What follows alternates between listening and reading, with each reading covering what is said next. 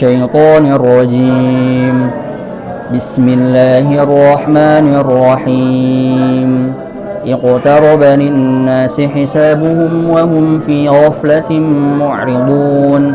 ما يأتيهم من ذكر من ربهم محدث إلا استمعوه وهم يلعبون. لاهية قلوبهم وأسروا النجوى الذين ظلموا هل هذا إلا بشر مثلكم أفتأتون السحر وأنتم تبصرون. قال ربي يعلم القول في السماء والأرض وهو السميع العليم. بل قالوا أضغاث أحلام بل افتراه بل هو شاعر فليأتنا بآية كما أرسل الأولون. ما آمنت قبلهم من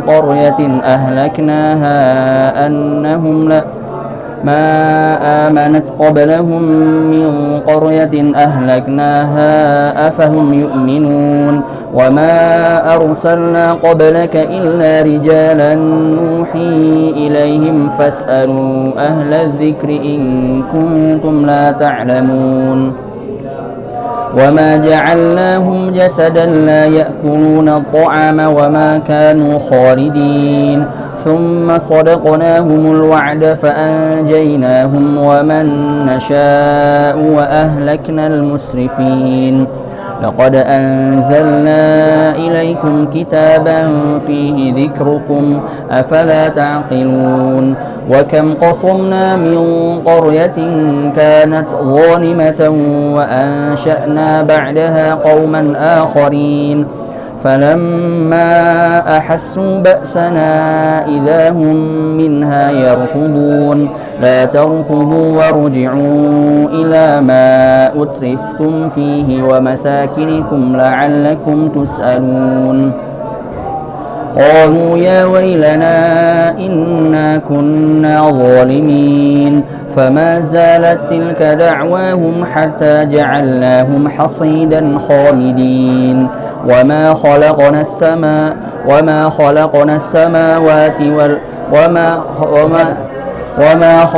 السماء والأرض وما بينهما لاعبين.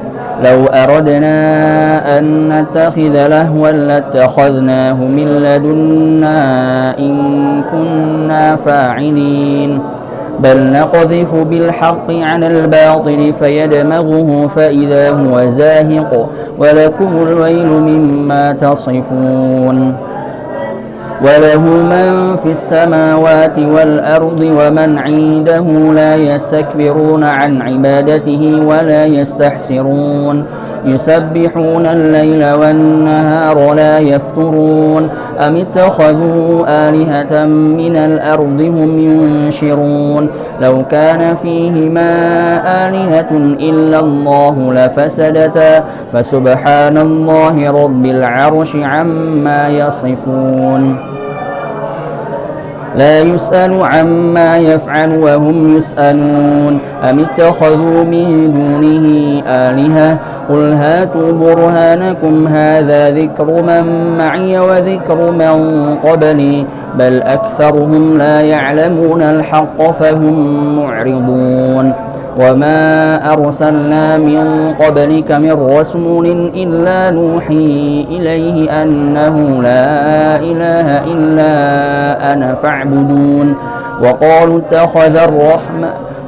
اتخذ الرحمن ولدا سبحانه بل عباد مكرمون لا يسبقونه بالقول وهم بأمره يعملون. يعلم ما بين أيديهم وما خلفهم ولا يشفعون إلا لمن ارتضى وهم من خشيته مشفقون.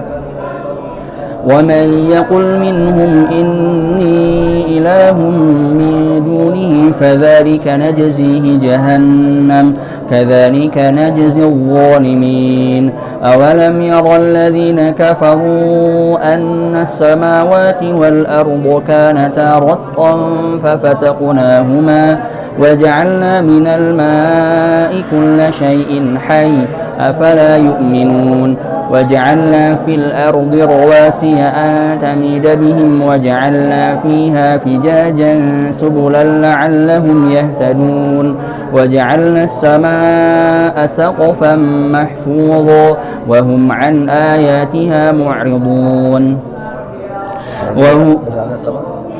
وجعلنا السماء سقفا محفوظا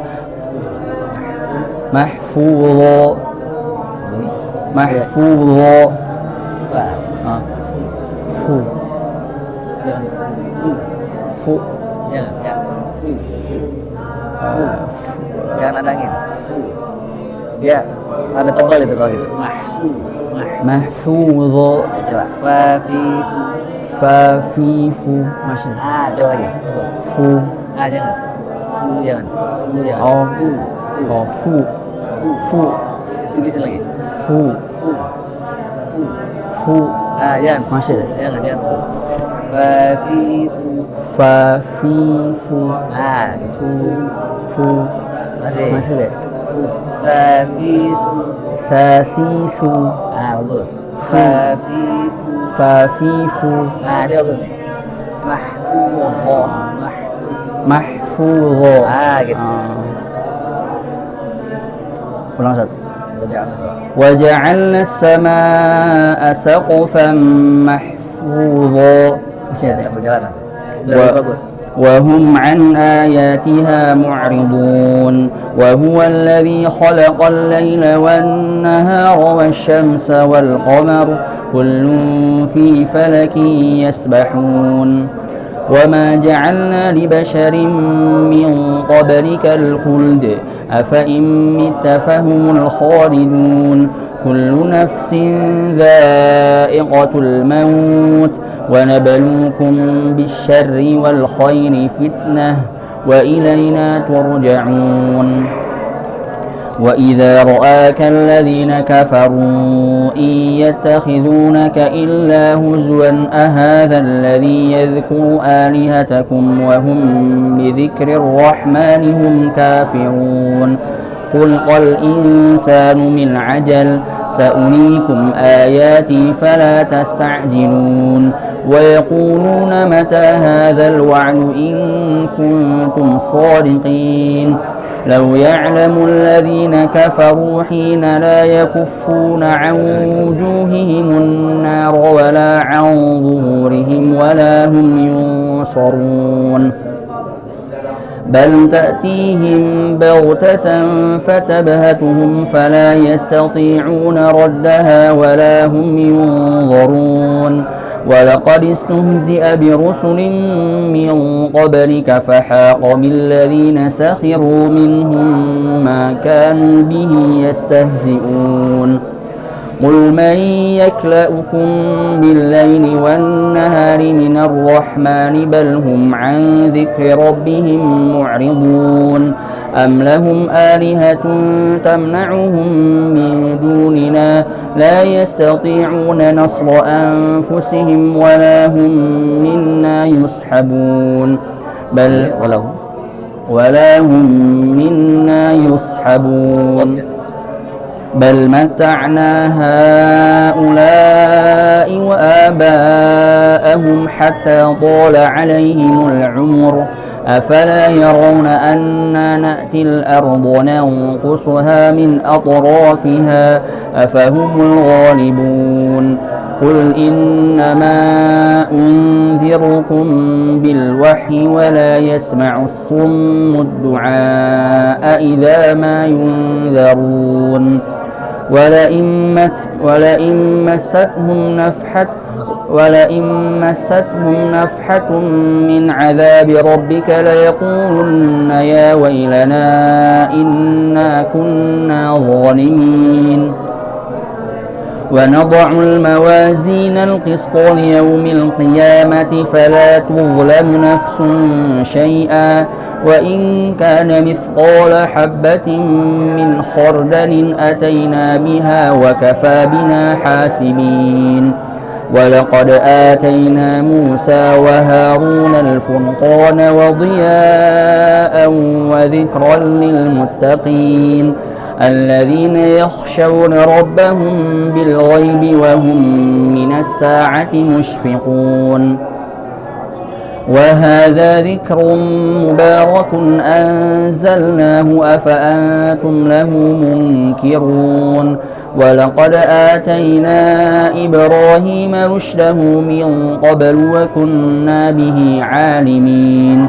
إذ قال لأبيه وقومه ما هذه التماثيل التي أنتم لها عاكفون قالوا وجدنا آباءنا لها عابدين قال لقد كنتم أنتم وآباؤكم في ضلال مبين قالوا أجئتنا بالحق أم أنت من اللاعبين قال بل ربكم رب السماوات والأرض الذي فطرهن وأنا على ذلكم من الشاهدين وتالله لأكيدن أصنامكم بعد أن تولوا مدبرين فجعلهم جذاذا إلا كبيرا لهم لعلهم إليه يرجعون قالوا من فعل هذا بآلهتنا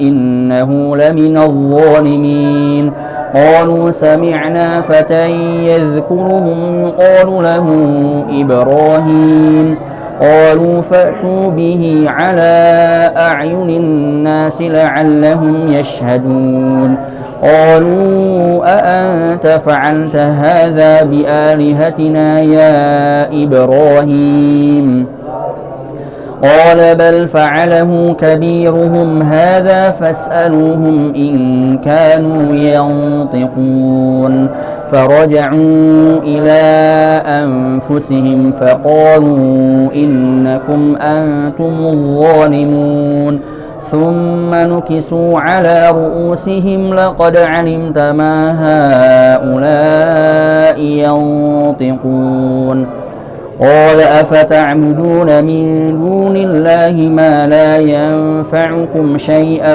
ولا يضركم أف لكم ولما تعبدون من دون الله أفلا تعقلون قالوا حرقوه وانصروا آلهتكم إن كنتم فاعلين قلنا يا نار كوني بردا وسلاما على إبراهيم وأرادوا به كيدا فجعلناهم الأخسرين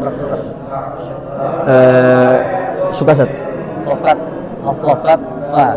فأرادوا به كيدا فجعلناهم الأسفلين Oh iya As-Saffat ونجيناه ولوطا إلى الأرض التي باركنا فيها للعالمين ووهبنا له إسحاق ويعقوب نافلة وكلا جعلنا صالحين وجعلناهم أئمة يهدون بأمرنا وأوحينا إليهم فعل الخيرات وإقام الصلاة وإيتاء الزكاة وكانوا لنا عابدين سجدة أئمة يهدون بأمرنا لما صبروا وجعلناهم أئمة يهدون Sebenarnya sama Ustaz kayak sebelumnya sering waiqo apa yang di juz 18 apa Ustaz? Oh yang ini Rijalun bukan? Ya itu saya awalnya sering katakan yang waiqomis sholat apa ya maksudnya.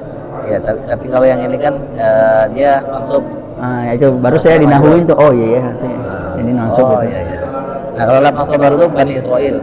Jadi Bani Israel syaratnya itu dia kalau dia sabar maka dia jadi pemimpin termasuk kita. Jangan main mata yahduna bi amrina lamma sabar. Nah, kalau ini kan para nabi. Masih lagi mereka sudah sabar. Kalau ini berarti konteksnya Nabi saja. Nabi. Kan Artinya tuh aja. Artinya tuh. waja'alnahum, kami menjadikan mereka imah, pemimpin. Ya dulu Nabi Amrina, mereka memberikan petunjuk kepada apa yang mereka pimpin itu dengan apa bi amrina, dengan perkara-perkara kami. Lama sabaru, tatkala mereka sabar. Jadi kalau mereka syaratnya sabar. Kalau yang di asli itu. Kalau yang di sejadah, kalau di sini para nabi. Berarti nggak ada sabarunya ayat. Oh, ayat.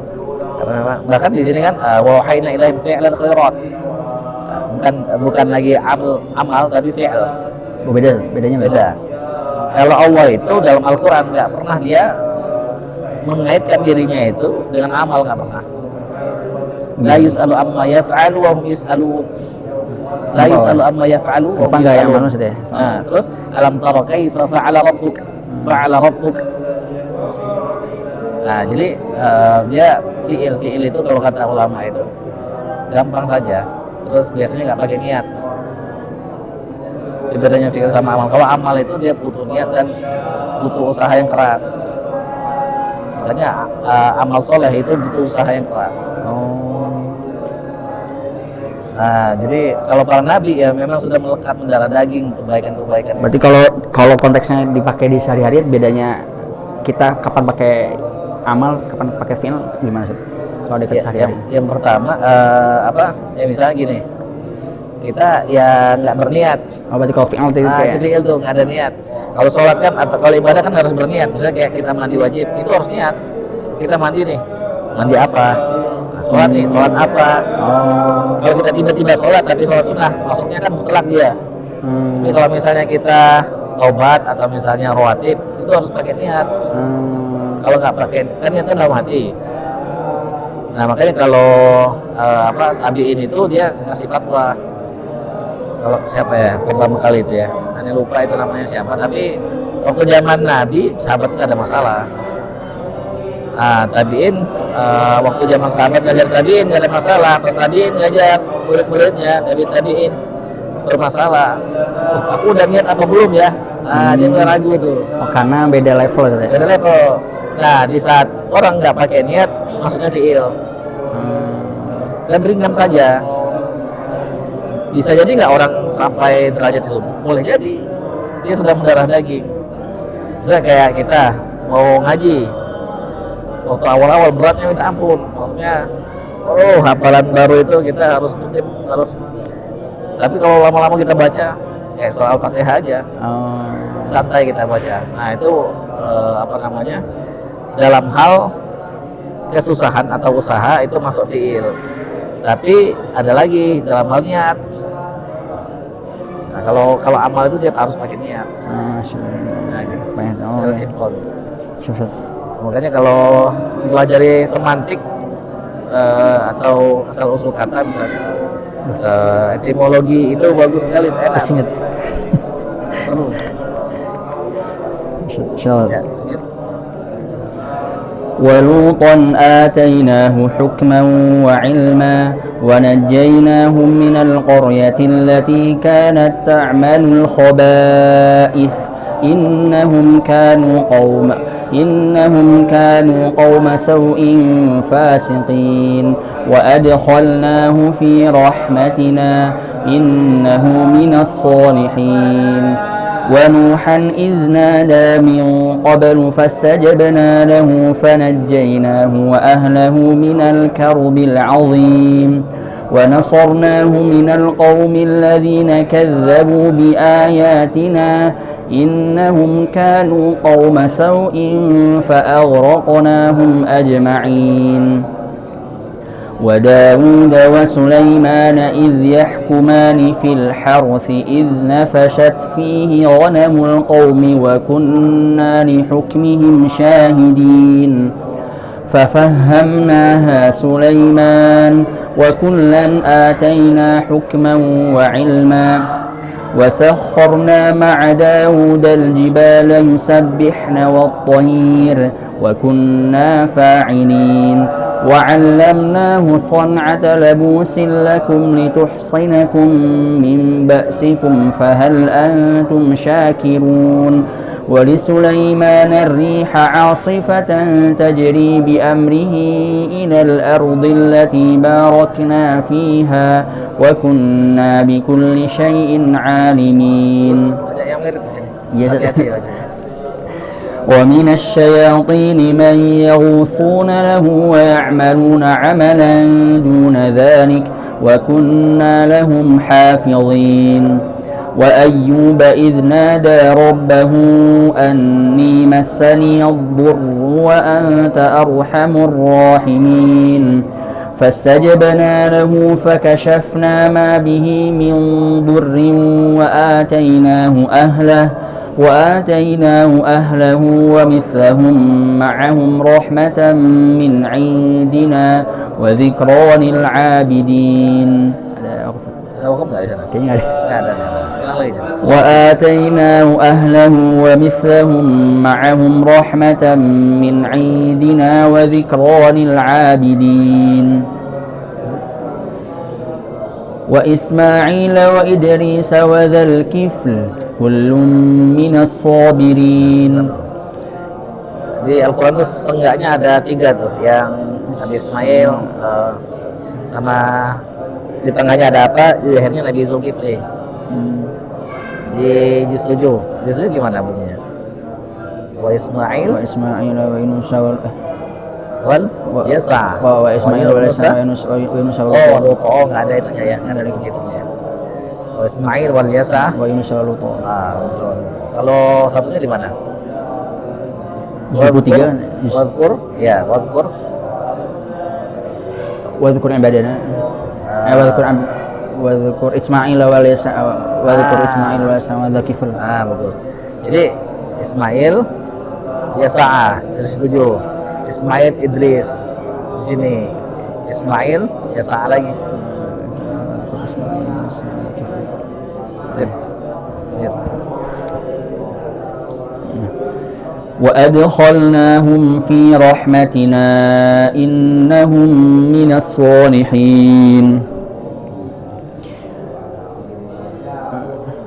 وذا النون إذ ذهب مغاضبا فظن أن لن نقدر عليه فنادى في الظلمات أن لا إله إلا أنت سبحانك إني كنت من الظالمين فاستجبنا له ونجيناه من الغم وكذلك ننجي المؤمنين. وزكريا إذ نادى ربه رب لا تذرني فردا وأنت خير الوارثين فاستجبنا له ووهبنا له يحيى وأصلحنا له زوجه إنهم كانوا يسارعون في الخيرات ويدعوننا رغبا ورهبا وكانوا لنا خاشعين. والتي أحصنت فرجها فنفخنا فيها من روحنا وجعلناها وابنها آية للعالمين. إن هذه أمتكم أمة واحدة وأنا ربكم فاعبدون. وتقطعوا أمرهم بينهم كل إلينا راجعون. فمن يعمل من الصالحات وهو مؤمن فلا كفران لسعيه وإنا له كاتبون. وحرام على قرية أهلكناها أنهم لا يرجعون حتى إذا فتحت يأجوج ومأجوج وهم من كل حدب ينسلون. واقترب الوعد الحق فإذا هي شاخصة أبصار الذين كفروا يا ويلنا قد كنا في غفلة من هذا بل كنا ظالمين. إنكم وما تعبدون من دون الله حصب جهنم أنتم لها واردون لو كان هؤلاء آلهة ما وردوها وكل فيها خالدون لهم فيها زفير وهم فيها لا يسمعون إن الذين سبقت لهم منا الحسنى أولئك عنها مبعدون إن الذين سبقت لهم منا الحسنى أولئك عنها مبعدون. Kita bahas kemarin. لا يسمعون حسيسها وهم فيما اشتهت أنفسهم خالدون لا يحزنهم الفزع الأكبر وتتلقاهم الملائكة هذا يومكم الذي كنتم توعدون يوم نطوي السماء كطي السجل للكتب كما بدأنا أول خلق نعيده وعدا علينا إنا كنا فاعلين ولقد كتبنا في الزبور من بعد الذكر أن الأرض يرثها عبادي الصالحون إن في هذا لبلاغا لقوم عابدين وما أرسلناك إلا رحمة للعالمين قل إنما يوحى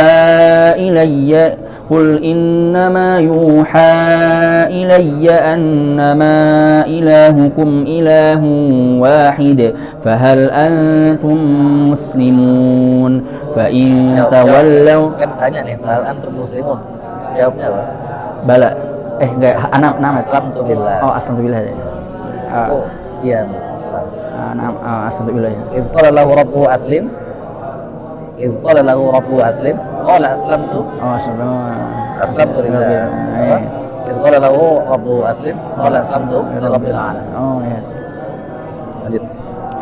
فإن تولوا فقل آذنتكم على سواء وإن أدري أقريب أم بعيد ما توعدون إنه يعلم الجهر من القول ويعلم ما تكتمون وإن أدري لعله فتنة لكم ومتاع إلى حين قال رب احكم بالحق وربنا الرحمن المستعان على ما تصفون بسم الله الرحمن الرحيم يا أيها الناس اتقوا ربكم إن زلزلة الساعة شيء عظيم يوم ترونها تذهل كل مرضعة عما أرضعت وتضع كل ذات حمل حملها وترى الناس سكارى وما هم بسكارى ولكن عذاب الله شديد ومن الناس من يجادل في الله بغير علم ويتبع كل شيطان مريد كتب عليه أنه من تولاه فأنه يضله ويهديه إلى عذاب السعير يا أيها الناس إن كنتم في ريب من البعث فإنا خلقناكم من تراب ثم من نطفة ثم من علقة ثم من مضغة مخلقة وغير مخلقة لنبين لكم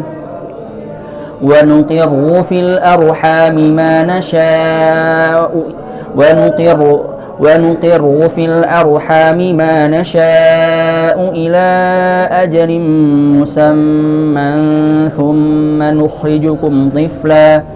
ثم نخرجكم طفلا ثم لتبلغوا أشدكم ومنكم من يتوفى ومنكم من يرد إلى أرذل العمر لكي لا يعلم من بعد علم شيئا وترى الأرض هامدة فإذا أنزلنا عليها الماء اهتزت وربت وأنبتت من كل زوج بهيج ذلك بأن الله هو الحق وأنه يحيي الموتى وأنه على كل شيء قدير وأن الساعة آتية لا ريب فيها وأن الله يبعث من في القبور. Kalau ini la atiyah.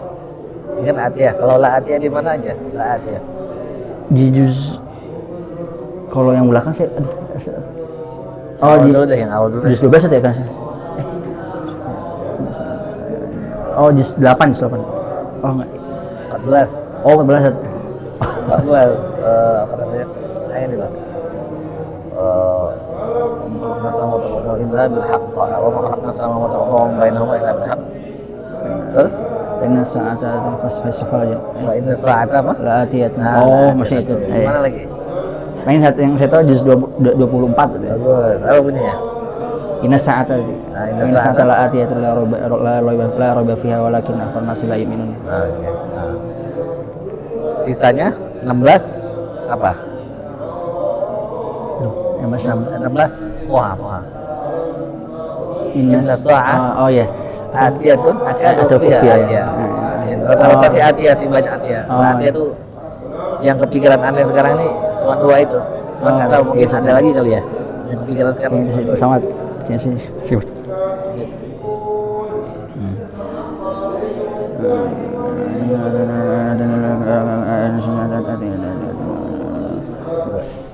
ومن الناس من يجادل في الله بغير علم ولا هدى ولا كتاب منير ثاني عطفه ليضل عن سبيل الله له في الدنيا خزي ونذيقه يوم القيامة عذاب الحريق ذلك بما قدمت يداك وأن الله ليس بظلام للعبيد ومن الناس من يعبد الله على حرف فإن أصابه خير اطمأن به وإن أصابته فتنة انقلب على وجهه خسر الدنيا والآخرة ذلك هو الخسران المبين يدعو من دون الله ما لا يضره وما لا ينفعه ذلك هو الضلال البعيد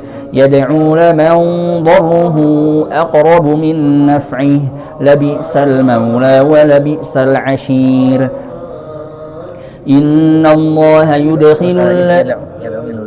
يدعو من دون الله ما لا يضره وما لا ينفعه ذلك هو الضلال البعيد يدعو لمن ضره أقرب من نفعه لبئس المولى ولبئس العشير إن الله يدخل الذين آمنوا وعملوا الصالحات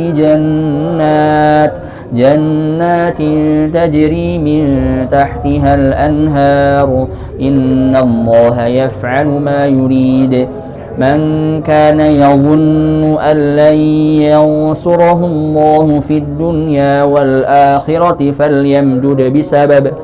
فليمدد بسبب إلى السماء ثم ليقطع فلينظر هل يذهبن كيده ما يغيظ وكذلك أنزلناه آيات بينات وأن الله يهدي من يريد إن الذين آمنوا والذين هادوا والصابئين والنصارى والمجوس والذين أشركوا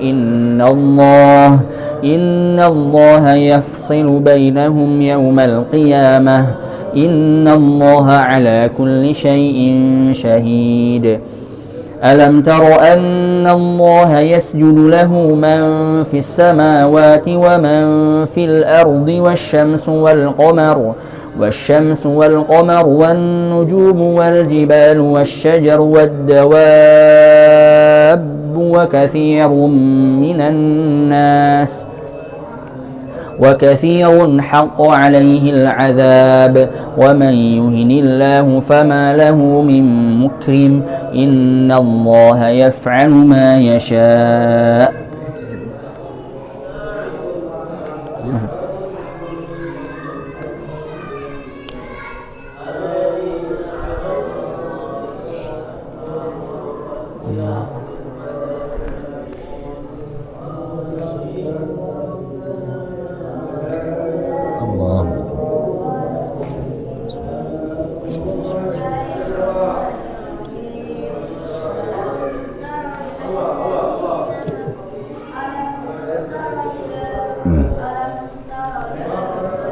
Lanjut.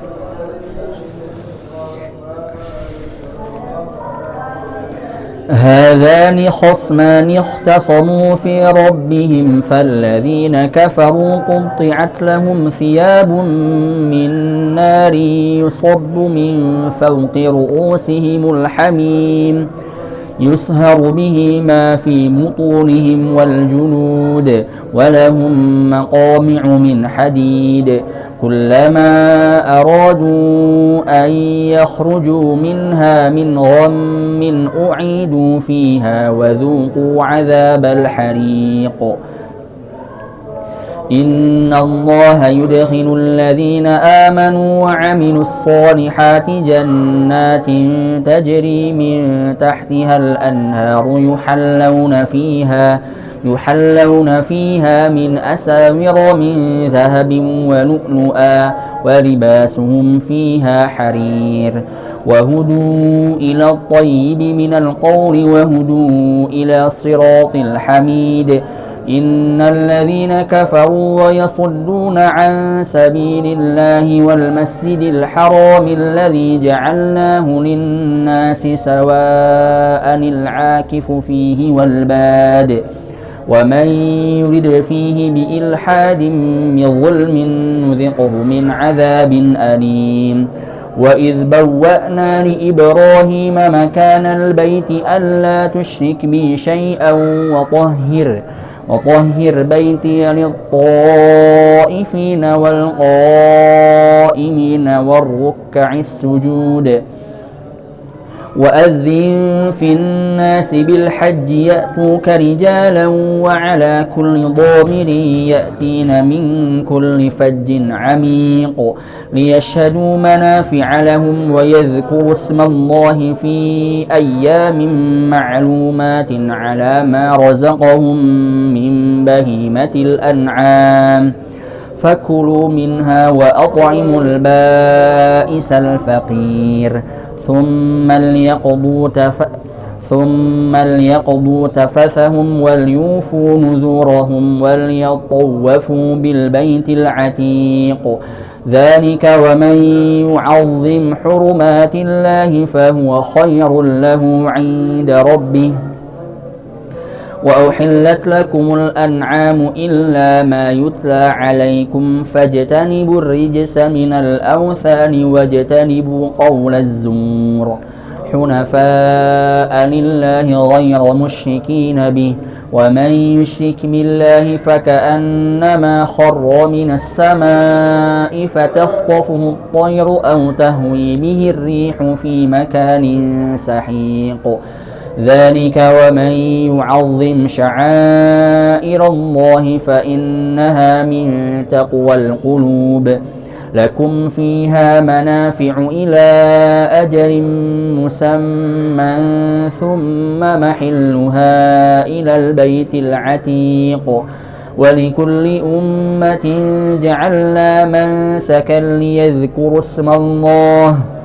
ليذكروا اسم الله على ما رزقهم من بهيمة الأنعام فإلهكم إله واحد فله أسلموا وبشر المخبتين الذين إذا ذكر الله وجلت قلوبهم والصابرين على ما أصابهم والمقيم الصلاة ومما رزقناهم ينفقون والبدن جعلناها لكم من شعائر الله لكم فيها خير فاذكروا اسم الله عليها صواف فإذا وجبت جنوبها فكلوا منها وأطعموا القانع والمعتر كذلك سخرناها لكم لعلكم تشكرون لن ينال الله لحومها ولا دماؤها ولكن يناله التقوى منكم كذلك سخرها لكم لتكبروا الله على ما هداكم وبشر المحسنين إن الله يدافع عن الذين آمنوا إن الله لا يحب كل خوان كفور أذن للذين يقاتلون بأنهم ظلموا وإن الله على نصرهم لقدير الذين أخرجوا من ديارهم بغير حق إلا أن يقولوا ربنا الله ولولا دفع الله الناس بعضهم ببعض لهدمت صوامع وبيع وصلوات ومساجد يذكر فيها اسم الله كثيرا ولينصرن الله من ينصره إن الله لقوي عزيز الذين إن مكناهم في الأرض أقاموا الصلاة وآتوا الزكاة وأمروا بالمعروف ونهوا عن المنكر وإلى الله عاقبة الأمور. Apa bedanya atau zakat dengan atuz zakat?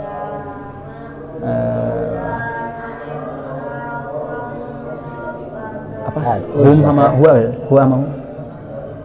Atuz zakat dengan atawuz zakat. Atu itu fi'il amr untuk antum. Ati, antum, atu zakat.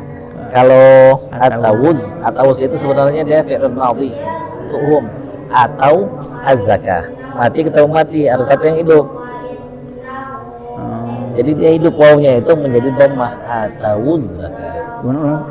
Kalau yang dia kan asal katanya apa? Asal katanya ata. Asal katanya ata yu'ti. Kalau ata ya'ti artinya datang. Ata yu'ti mendatangkan atau memberi. Fi'il madhi untuk ata menjadi atau simpan. Az-zakah hamzah wasal di sana mati kan, kalau di tengah az-zakah hamzah wasal mati ketemu mati, harus ada yang hidup. Berarti ada yang dihilangin. Harus ada yang hidup. Ada yang hidup. Yang hidup waw atawuz. Sama kayak ini gampangannya la ta'lamuhum Allahu ya'lamuhum. Kalau kita wasal la ta'lamuhum. Mimnya mati jadi hidup karena ketemu Allah, hamzah wasal. Atawuz. Ya. Makanya dia harus seimbang kan? Coba lihat. Innal ladzina amanu wa 'amilus shalihat wa aqamus shalah wa atawuz zakah wa atau amanu amilu aqamu atau az-zakah atau atawuz zakah lahum ajruhum 'inda rabbihim wa la khaufun 'alaihim wa la hum yahzanun. Kalau yang pertama tadi ini apa? Fi'il amr. Fi'il amr. Kalau atuz zakah, ya atuz zakah itu fi'il amr. Fi'il amr. Asal katanya ati, satu orang ati. Ati berikan oleh kamu satu orang ati. Kalau yang antum jadi atu. Aqimus. Makanya akimu. Akim satu. Akim nggak ada ya sukun. Akim satu orang. Aqoma yuqimu, berdirikan olehmu. Aqimis shalah wa aqimis shalah. Misalnya aqimis shalat lidulu kisyam atau aqimis salatu qurafa'il lain. Kalau dia antum aqimu as-shalah atu az-zakah. Gitu. Tapi kan wasal jadi dia sama-sama amr tadi. Sama-sama fi'il amr dan antum. Dan itu harus setara itu. Di dalam bahasa Arab, bahasa Inggris dia harus setara. Cuman memang ada beberapa yang menjadi unik. Contoh, belum kayaknya. Lakin ar-rasikhuna fil 'ilmi minhum. lakin ar-rasikhuna fil ilmi minhum wal mu'minuna yu'minuna bima unzila ilaika wa ma unzila min qablika wal muqimin salah wal muqimin as-salata wal mu'tuna zakah wal mu'minuna billahi wal yawmil akhir. Ada yang aneh nggak di sana? Asal wal muqimin salat ya. Nah, kenapa di sini wal muqimin as-salah? Nah, itu jadi pembahasan panjang ulama itu. Jawaban alternatifnya ada beberapa. Jawaban pertama dia ma'quf kepada ilah. Unzila ilaika. Oh iya, iya. Itu jawaban kedua ma'quf min qablika. Jawaban ketiga dia ujian. Jadi ar-rasikhun, al-mu'minun, lagi al-mu'minun, al-muqimin dia dengan level yang berbeda. Tapi lebih tinggi ya? Lebih tinggi. Itu jawaban yang selanjutnya. Jawaban yang terakhir salah tulis. Aduh. Nah, itu bahasan panjang. Cuman kalau aneh lebih setuju yang ketiga. Ujian. Ujian. Sebenarnya yang ada mirip tuh yang tadi kita bahas tuh. Wal muqimis shalah. Wal muqimis sholati. Muqimis shalah. Cuman ya dia nggak terlalu ini. Cuman yang kentara itu yang ini nih. Atau bisa juga kita bisa jawab di mana ini ada dua setidaknya dalam otak ini sekarang, pikirannya sekarang tuh yang mirip begitu ya. Awal Taubah tuh coba yang pertama kali awal mula mendorong ulama itu untuk bikin sakal, untuk bikin harokat itu dari sana tuh. Ada yang baca gini, annallaha bari'um dan musyrikina wa rasul saja. Wa rasul kan di sana kan. Dia baca wa rasuli. Cuman kan anallah ada ana di sana. Kenapa anallah bari'um dan musyrikina? Kenapa enggak wa rasulah? Kan ada ana. Iya.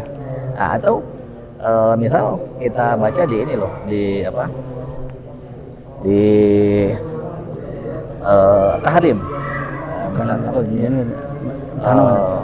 Tahrim yang ini loh. Wa in tazahara alaihi fa inna allaha wa maulahu wa jibrilu. Padahal kan Allah ya.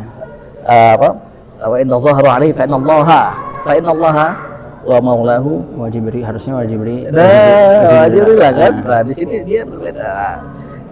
Jawaban yang paling masuk akal itu adalah levelnya beda. Oh. Atau misalnya ya ayuhan nabi hasbukallahu wa man ittaba'aka minal mu'minin. Nah, apa maknanya itu? Ya, wahai Nabi Muhammad SAW, cukuplah Allah bagimu dan orang-orang yang beriman. Apa maksudnya? Wa man ittaba'aka minal mu'minin, dan orang-orang yang mengikutimu dari orang beriman. Nah, jadi Nabi itu cukupnya Allah saja, atau Allah dan orang-orang beriman? Ataukah cukuplah bagimu Allah, cukuplah bagi orang-orang yang mengikutmu Allah juga? Cukuplah Allah juga bagi orang-orang yang mengikutimu. Nah, gitu. Yang paling ya itu beda pendapat. Cuman yang paling kuat cukuplah Allah bagimu dan cukuplah bagi orang-orang yang mengikutimu Allah juga. Tapi ada juga yang mengartikan cukuplah Allah bagimu dan orang-orang yang mengikutimu. Nah, ada yang bilang kalau begitu syirik. Iya. Karena Nabi Muhammad kenapa membutuhkan orang-orang mengikuti dari ada yang bilang begitu. Allahu a'lam. Oh ya. Ya, lanjut.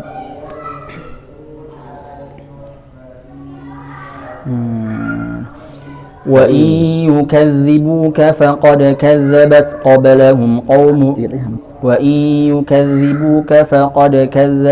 قَبْلَهُمْ قَوْمُ نُوحٍ وَعَادٌ وَثَمُودَ وَقَوْمُ إِبْرَاهِيمَ وَقَوْمُ لُوطٍ وَأَصْحَابُ مَدْيَنَ وَكُذِّبَ مُوسَى فَأَمْلَيْتُ لِلْكَافِرِينَ ثُمَّ أَخَذْتُهُمْ فَكَيْفَ كَانَ نَكِيرِ فكأي من قرية أهلكناها وهي ظالمة فهي خاوية على عروشها وبئر معطلة وقصر مشيد أفلم يسيروا في الأرض فتكون لهم قلوب يعقلون بها أو آذان يسمعون بها فإنها لا تعمى الأبصار ولكن تعمى القلوب التي في الصدور ويستعجلونك بالعذاب ولن يخلف الله وعده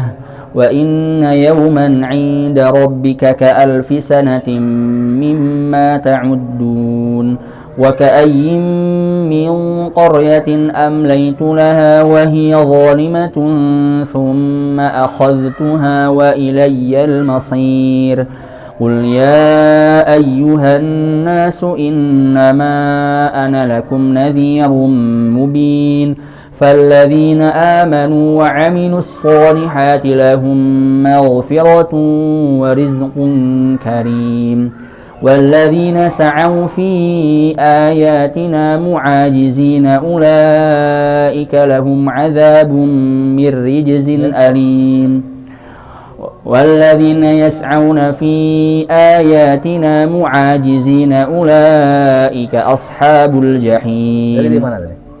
Di Sabat ya. Sabat dua-dua. وما أرسلنا من قبلك من رسول ولا نبي إلا إذا تمنى ألقى الشيطان في أمنيته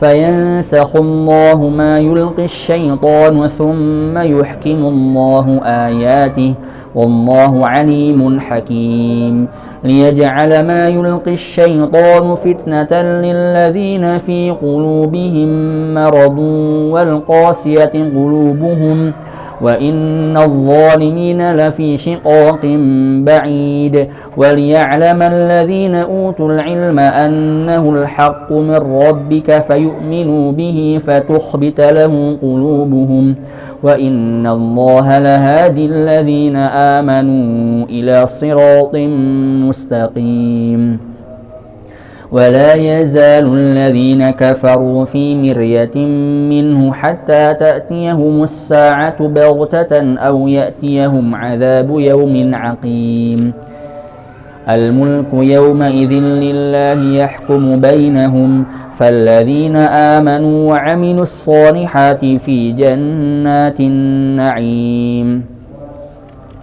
والذين كفروا وكذبوا بآياتنا فأولئك لهم عذاب مهين والذين هاجروا في سبيل الله ثم قتلوا أو ماتوا ليرزقنهم الله رزقا حسنا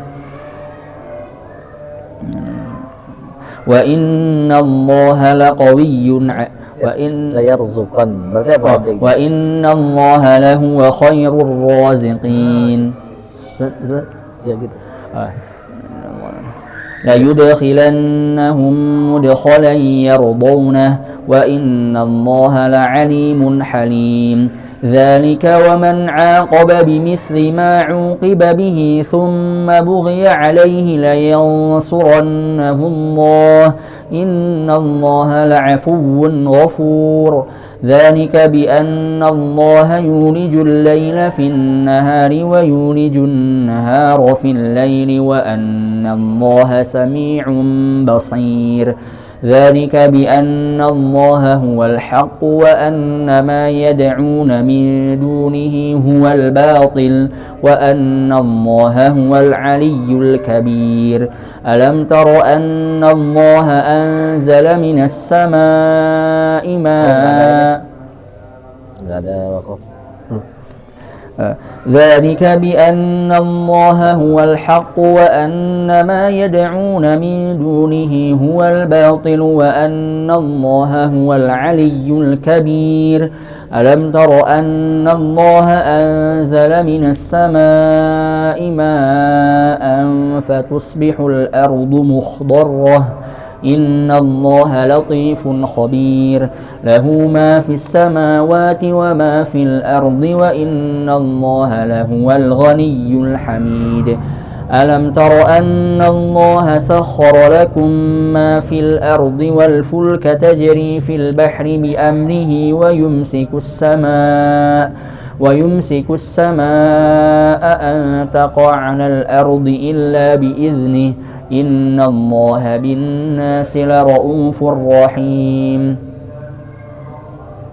وهو الذي أحياكم ثم يميتكم ثم يحييكم إن الإنسان لكفور لكل أمة جعلنا من سكنهم ناسكوه فلا ينازعنك في الأمر وادع إلى ربك إنك لعلى هدى مستقيم وإن جادلوك فقل الله أعلم بما تعملون الله يحكم بينكم يوم القيامة فيما كنتم فيه تختلفون ألم تعلم أن الله يعلم ما في السماء والأرض إن ذلك في كتاب إن ذلك على الله يسير ويعبدون من دون الله ما لم ينزل به سلطانا وما ليس لهم به علم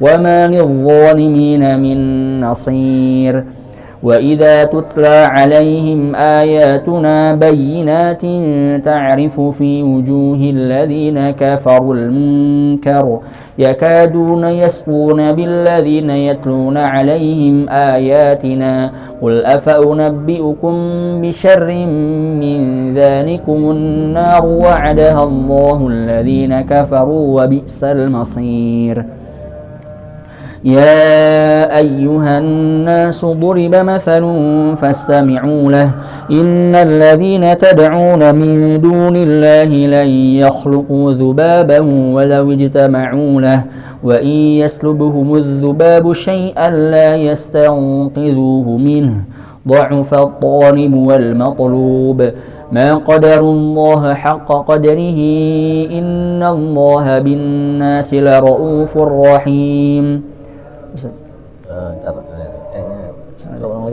ما قدر الله حق قدره ما قدر الله حق قدره إن الله لقوي عزيز الله يصطفي من الملائكة رسلا ومن الناس إن الله سميع بصير يعلم ما بين أيديهم وما خلفهم وإلى الله ترجع الأمور يا أيها الذين آمنوا اركعوا واسجدوا واعبدوا ربكم وافعلوا الخير لعلكم تفلحون. Oh ya tuh Pak.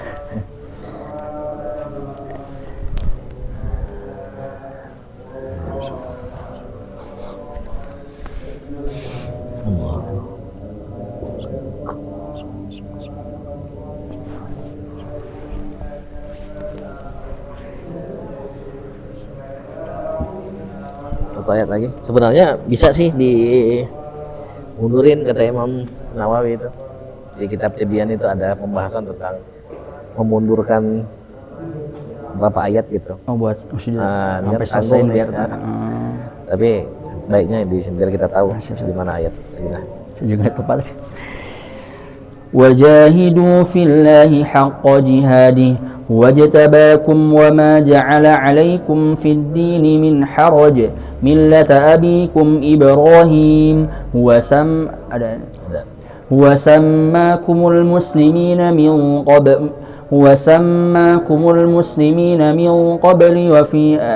وسماكم المسلمين من قبل وفي هذا ليكون الرسول شهيدا عليكم وتكونوا شهداء على الناس فأقيموا الصلاة وآتوا الزكاة واعتصموا بالله هو مولاكم فنعم المولى ونعم النصير. Apa bedanya min qabli? Apa bedanya? Saya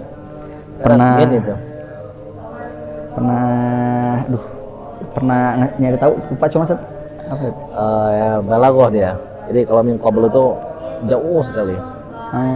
Atau ya jadi misal contoh fa in talaqaha fala tahillu lahu min ba'du at-talaqu marratan. Alhamdulillah. Fa imsakum terus sampai habis kan. Terus setelah tolaknya 2 kali itu fa in talaqaha fala tahillu lahu min ba'du. Maksudnya apa? Jauh. Ya sudah, Anda kalau sudah ceraikan istri Anda 2 kali, maka nggak halal lagi. Bagi yang menceraikan istrinya itu min ba'du, aduh lama, hatta tankiha zawjan ghairah, sampai dia menikahi suami yang lain. Harus nikah dulu si istrinya itu. Kalau misalnya pakai min ba'di gimana? Apa? Artinya jadi apa? Kalau dipakai min ba'di? Kalau min ba'di itu ya normal. Nggak, jadi dia kalau yang min ba'du itu dia jauh sekali. Kalau min ba'di ya ini apa namanya? Normal, nggak terlalu jauh dia setelahnya. Nah, tapi dia nggak, ya setelah itu yang biasa normal min qabli fathi atau Kalau ini yang mirip adanya tuh yang di juz yang Fat'an Allah tuh. Itu kan ada di Fat'an Allah itu di halaman itu ada yang min qabli itu dikit-dikitan tuh. Nah, jadi kalau intinya gini, kalau min qabli itu lama sekali. Contohnya wa sammakumul muslimina min qablu fi hadza. Wah, lama sekali dari dulu, dari awal itu nama kali itu muslim. Oh, ya. Kalau min qabli ya Baru-baru kemarin mungkin lah. ya baru-baru kemarin lah gitu. Oh, Baru-baru gitu. Mungkin lama sekali. Nah, gitu balaghah. oh iya. Sip, tadi padahal aneh mau ini apa, ingatin yang ini. Laqawin aziz itu ya adanya di sini al-hajj aja. Kalau misalnya kita baca al-hadits qawin aziz itu. Aneh sempat nyari itu laqawin aziz itu kalau nggak salah ya di sini aja di al-hajj aja. Ada nggak di tempat lain? Laqawiyun, ada lahnya. Kalau yang 24 tuh apa tuh? Saya lupa ya. Yang mana?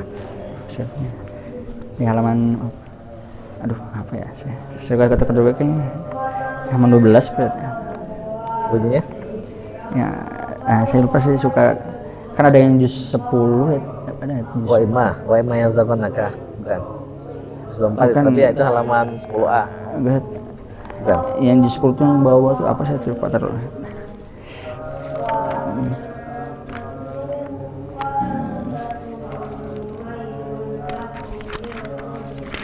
Ini gofir berarti.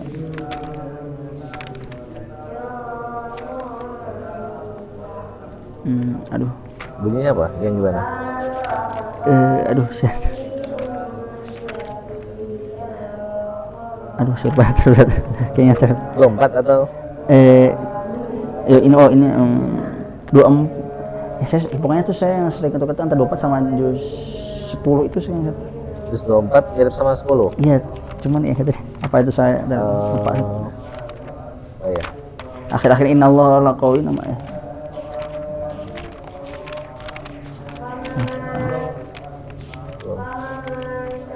Di 4 ya? 10, 24, 10. Kalau 9 wa imma yang zagonaka. Kalau aduh, nggak tahu saya. Pada deh. Mungkin oh ya kalau ini berarti yang antum bilang tadi cuma satu aja yang laqawiyun.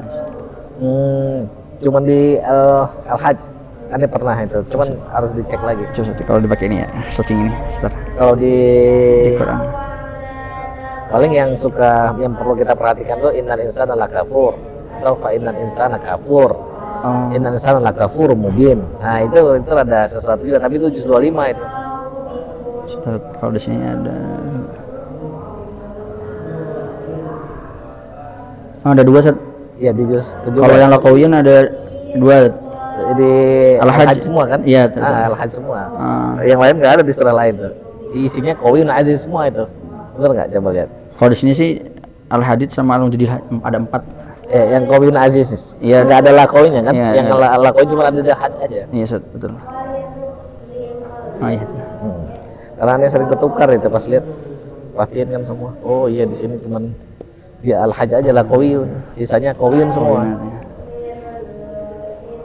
Sip, barakallah. Jazakallah. Set, saya mau nanya lagi, Set. Boleh. Kalau tajwid lagi, Set. Apa? Naber. Oh. Naber itu apa di mana aja aturannya apa yang saya tahu yang penting nasyid naber atau memang ada nggak semua nasyid naber gitu. Kalau nah makanya aneh apa namanya? Kalau di Syekh Bilal itu ngajarin itu apa? Dia bilang ya jangan dinaber. Oh, nggak ada nambah. Nah, tapi sebenarnya dia ada penekanan di apa di mat apa namanya yang Mat lazim masaqul kalimah. mafakil kilmi itu ya kayak normal aja, nggak terlalu penekan misalnya wadabbon wadabbon. Nah jadi jangan wadabbon, nah kayak gitu. Jadi dia ada tasdid tapi nggak. Tapi itu yang menurut sebagian kayak gitu pas mat lazim aja, mat lazim. Iya, mat lazim. Kalau sisanya tinggal ada deh. Enggak. Kalau kayak yang akhir kata ada tasydid itu. Oh, ya itu sama ditekankan juga.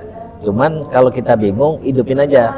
Contoh. Tapi harus tekan Ustaz. Harus tekan, tapi jangan terlalu menekan. Tapi kalau yang di tengah-tengah, tasydid tengah-tengah gitu perlu ditekan Ustaz.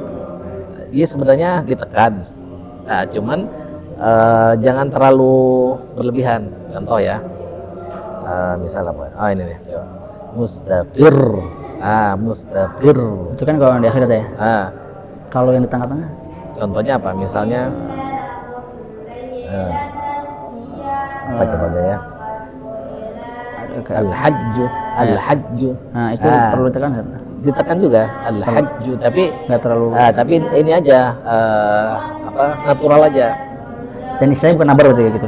Kalau aneh nanya Syekh Bilal itu kata dia jangan disebut jangan itu, nggak boleh begitu kata dia. Berarti yang nabar itu kayak gimana Ustaz? Ya yang nabar tuh yang itu tadi walabbon atau misalnya motor, nah gitu ditekankan begitu. Dan itu yang cuman cuma di mat lazim aja tuh sama yang di akhir. Kalau di tengah-tengah berarti nggak nabar Ustaz. Kalau aneh justru nggak diajarkan nabar. Oh. Nah, jadi jangan kata dia itu berlebihan. Bahkan kalau di yang sanatannya harusnya sama tuh karena dari bumi Syam kan, dan antum kan sama kan kita yang awal antum baca sama Syekh Basam ya. Nah itu bahkan dia nggak boleh di nagom, nggak boleh di apa lagam, nggak boleh nada karena itu sesuatu yang baru kata dia gitu. Jadi bacanya ya yang penting tajwidnya benar, terus tartil gitu. Nah cuman kalau aneh jadi kalau beliau bilang tinggalkan yang begitu-begitu, maksudnya kita sibuk belajar nada tapi terlalaikan belajar tajwid yang benar gitu. Nah kalau yang aneh nabar ya begitu, penting kita tasdid tapi jangan terlalu terlalu dipaksakan begitu, kecuali yang kemarin kita bahas, kita ngajarin orang ya misalnya baca gini Bismillahirrahmanirrahim. Nah kita harus ajarkan Bismillah. Itu berarti istilahnya bukan nabar kayak gitu ya, nekan aja. Kalau istilah tajwidnya nggak ada, tekan aja gitu ya. Ya tasdid istilah. Kalau aneh nyebutnya tasdid aja. Nah cuman nggak tahu karena itu kan istilah itu kan jadi nggak semua istilah itu terstandarkan. Contohnya aneh kasih contoh ya. Matsilah itu di kita di Indonesia cuman ada matsilah qasirah, matsilah thawilah. Di tempat lain ada disebutnya matsilah kubra, matsilah sughra. Nah, kadang-kadang istilah-istilah itu nggak terstandarkan. Contohnya, kalau antum dulu belajar matsilah apa? Matsilah apa? Thawilah sama matsilah qasirah. Baru tahu nggak ada kubra, sughra? Baru tahu. Nah, itu ada yang begitu tuh nyebutnya tuh. Kadang-kadang begitu. Nah, cuman mungkin boleh jadi aneh nggak sampai ke sana bisa jadi. Kalau yang antum tahu apa nabar?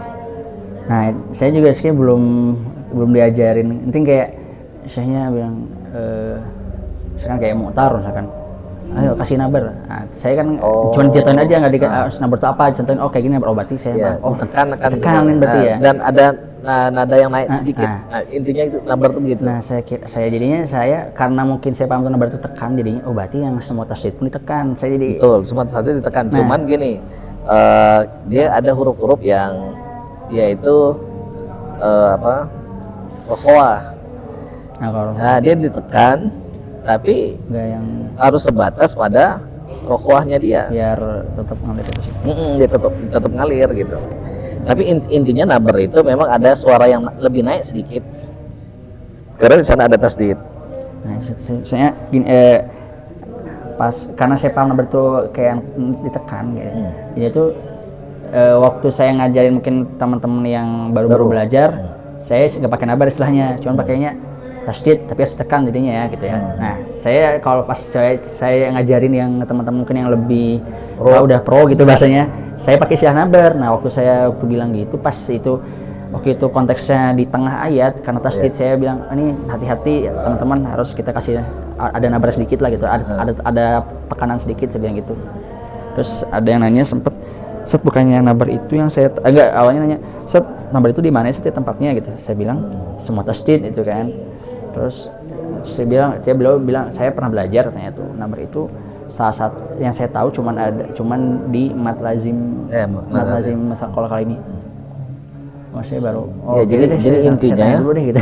Jadi intinya dia ada suara naik sedikit aja, tapi jangan terlalu berlebihan. Tapi kalau yang di tengah itu berarti bukan nabar, saya pengen maksudnya itu enggak berarti ya, bukan nabar ya. Tapi dia tetap mat lazim. Kalau mat lazim walaupun di tengah ada. Enggak, kalau yang tasdid biasa enggak. Allah misalkan Allah itu berarti bukan nabar ya, cuma tekan aja gitu ya. Nah, istilah nabar itu juga harus apa namanya? Lihat. Harus ini lagi. Siap. Saya masih siap itu sih paling sama. Sholat Jumat. Oke, barakallah.